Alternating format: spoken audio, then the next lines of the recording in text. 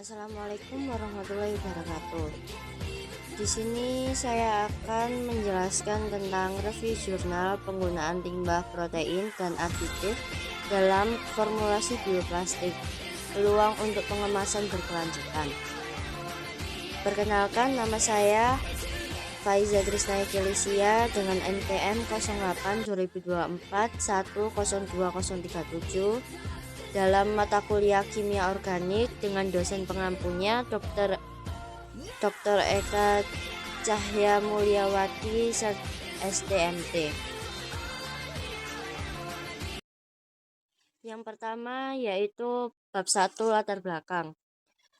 Plastik konvensional banyak digunakan namun menimbulkan masalah besar karena bersifat non-biodegradable, biasanya berasal dari sumber daya fosil tak terbarukan dan menyebabkan akumulasi limbah.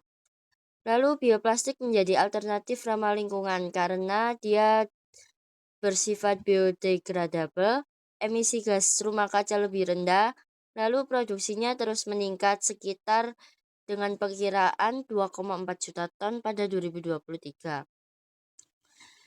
Biasa dalam hal ini bioplastik dengan bahan protein adalah salah satu bahan baku potensial yang baik. Biasanya dapat berasal dari limbah industri makanan atau peternakan. Tantangannya dalam masalah ini yaitu sifat mekanik rendah dan biayanya sangat mahal. Solusi dari masalah ini yaitu biasanya ditingkatkan dengan cross-linker atau formaldehidat dan pastizer yaitu gliserol dan asam palmitat. Lalu dalam penelitian ini menunjukkan bahwa kombinasi protein dengan agen penguat dapat meningkatkan tensile strength, mengurangi kerapuan, menjaga fleksibilitas, dan ketahanan air. Lalu yang bab kedua, metode penelitian. Penelitian ini dilakukan dengan mengkaji studi pustaka yang didapatkan dari 30 jurnal internasional dari tahun 2020 hingga 2025 yang memiliki tema sejenis untuk pembuatan bioplastik yang berbahan dasar dari protein. Kajian ini diharapkan dapat menjadi dasar ilmiah dalam pengembangan formulasi bioplastik yang ramah lingkungan dan aplikatif yang dapat digunakan penelitian selanjutnya dalam pembuatan bioplastik yang berbasis protein.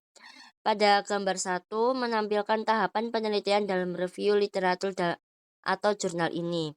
Yang pertama yaitu menentukan identifikasi topik dan rumusan masalah.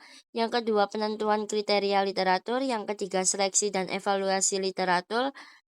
Dan keempat analisis data sekunder, lalu penyusunan laporan review literatur.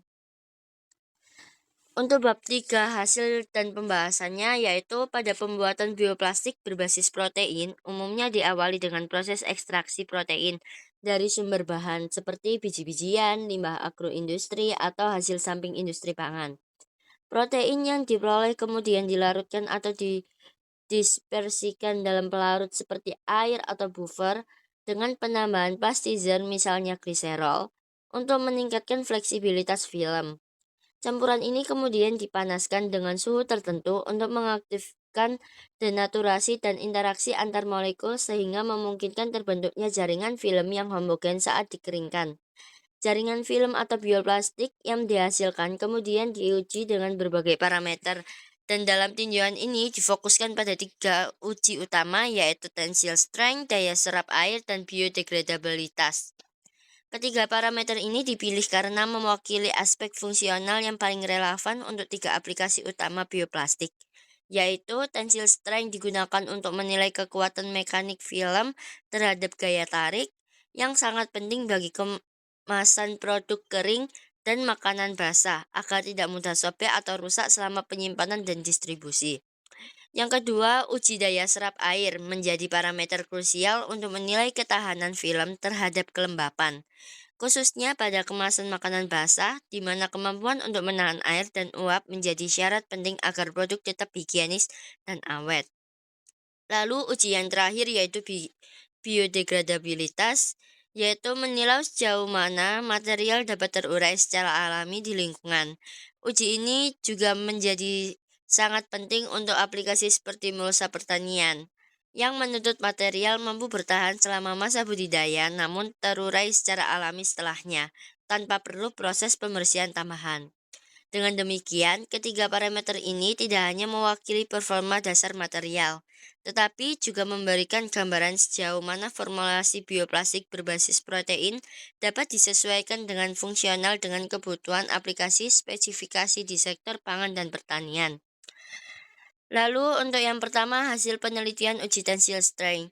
Di sini dari data tersebut menunjukkan bahwa dengan bahan baku keratin dari bulu unggas dan dan alat plastizernya gelatin menunjukkan nilai yang sangat rendah. Lalu untuk nilai yang tertingginya didapat dari bahan baku keratin bulu bebek dengan PVA dan gliserol. Gambar di atas merupakan tinjauan terhadap 30 zona yang menunjukkan bahwa formulasi jenis protein dan jenis adiktif sangat memengaruhi sifat fisik bioplastik dari grafik bioplastik. Lalu untuk tensile strength tertinggi dengan nilai 30 MPa diperoleh dari film berbasis keratin bulu bebek dan PVA dan ditambah gliserol. Dan karena PVA memiliki banyak gugus hidroksil OH- yang membentuk ikatan hidrogen kuat dengan gugus amina NH2 atau karbonil CO dari keratin ditambah lagi dengan gliserol juga memiliki 3 gugus OH yang menciptakan jembatan hidrogen tambahan sehingga dapat memperkuat ikatan antar rantai polimer membentuk struktur semi kristalin yang meningkatkan kekuatan tarik film.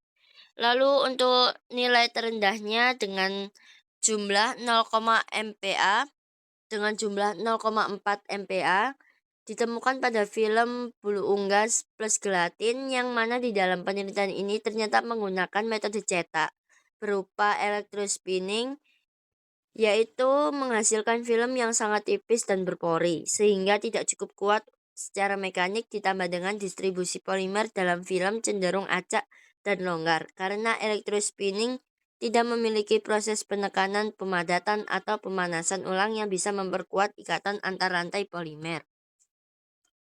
Dalam tabel di sini yaitu selanjutnya hasil penelitian uji daya serap air. Lalu daya serap air selama 24 jam tertinggi didapatkan dengan hasil 360% yang ditemukan pada film bioplastik dari limbah biji argan plus gliserol yang menandakan tingginya afinitas film terhadap air. Hal ini diakibatkan karena protein dari limbah argan kaya akan gugus polar seperti OH- dan COH-. Dan gliserol sebagai plastizer memiliki 3 gugus hidroksil yang sangat hidrofilik sehingga mudah membentuk ikatan hidrogen dengan air. Selain itu, struktur film juga tidak rapat karena gliserol meningkatkan fleksibilitas namun menurunkan kerapatan jaringan film, sehingga air lebih mudah masuk. Lalu untuk daya serap air terendah didapat dengan nilai 1,5%, yaitu pada film bioplastik dari bulu ayam dengan mikrostalin selulosa. Hal ini dikarenakan mikrokristalin selulosa mengandung struktur beta-1,4-glukopironase dengan domain kristalin tinggi sehingga sulit ditembus oleh air.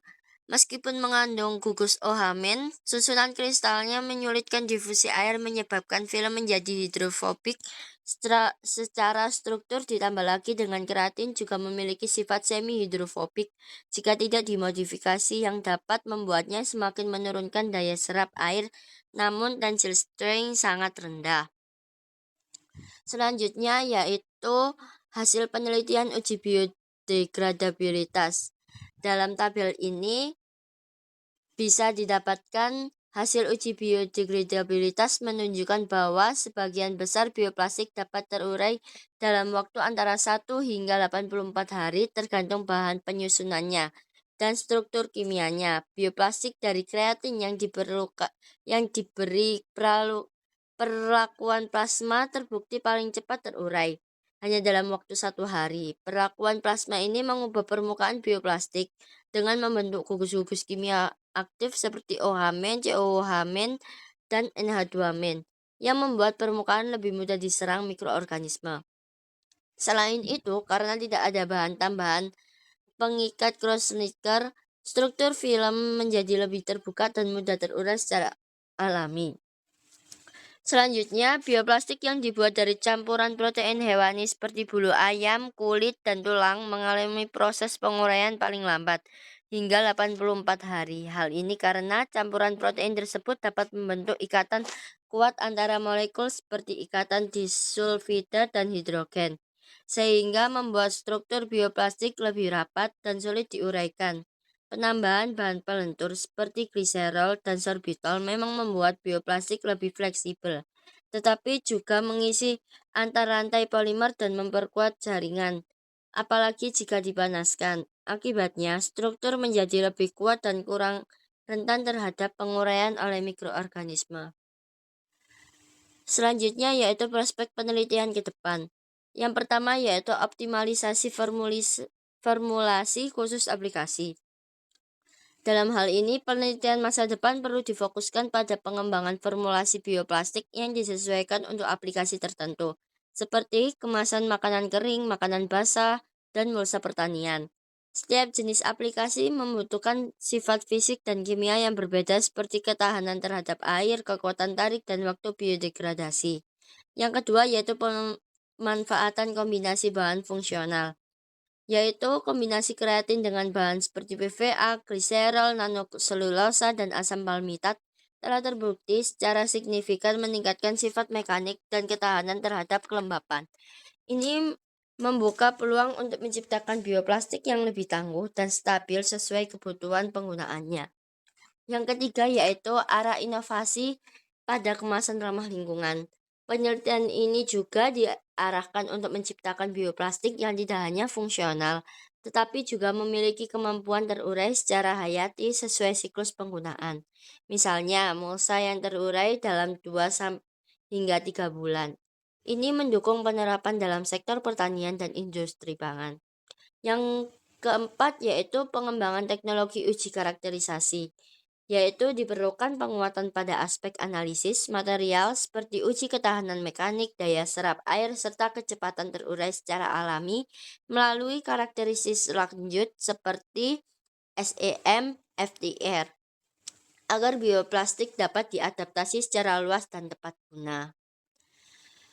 Lalu pada akhir kesimpulan yaitu bioplastik berbasis protein merupakan solusi alternatif yang ramah lingkungan untuk menggantikan plastik konvensional. Penelitian studi pustaka dari 30 jurnal internasional menunjukkan bahwa sifat mekanik, daya serap, dan biodegradabilitas bioplastik sangat dipengaruhi oleh jenis protein dan bahan tambahan aditif yang digunakan. Formulasi terbaik diperoleh dari kombinasi keratin bulu bebek dengan PVA dan gliserol yang mampu menghasilkan tensile strength tinggi karena membentuk ikatan hidrogen kuat antar molekul. Sebaliknya, formulasi dengan bahan dan metode kurang tepat seperti electrospinning menghasilkan kekuatan mekanik rendah. Daya serap air tinggi dimiliki oleh film dari limbah biji argan dengan gliserol karena banyaknya gugus hidrofilik, sedangkan terendah pada kombinasi bulu ayam dan mikrostalin selulosa karena struktur kristalnya yang rapat dan hidrofobik. Untuk biodegradabilitas, film dari kreatin yang diberi perlakuan plasma terurai tercepat yaitu dengan 1 hari, sedangkan yang mengandung protein hewani kompleks lebih lama terurai yang mencapai hingga 84 hari karena struktur ikatannya yang rapat dan kuat. Secara keseluruhan, penelitian ini menegaskan pentingnya pemilihan bahan dasar dan teknik formulasi dalam menentukan performa bioplastik di masa depan. Arah riset dapat difokuskan pada pengembangan bioplastik dengan sifat fungsional spesifik untuk berbagai aplikasi, peningkatan sifat fisik melalui kombinasi bahan, serta penguatan metode karakterisasi agar hasil lebih aplikatif dan tepat guna. Sekian Sekian dari saya. Terima kasih. Wassalamualaikum warahmatullahi wabarakatuh.